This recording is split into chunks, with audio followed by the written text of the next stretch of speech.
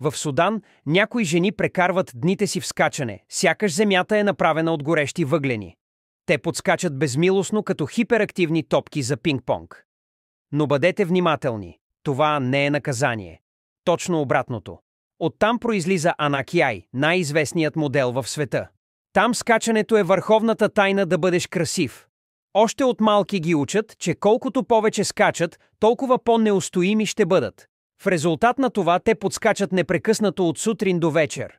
Но това не е просто хоби, а истинска традиция, предавана от поколение на поколение. Момичетата, които скачат най-добре, стават звездите на селото, местни знаменитости, достойни за парад.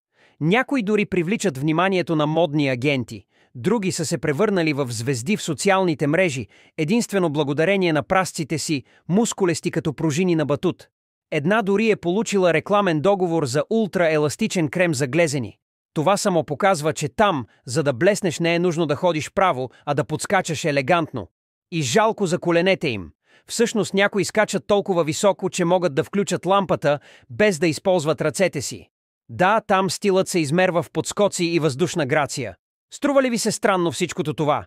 Напишете в коментарите какво мислите. Не забравяйте да се абонирате и да харесате видеото.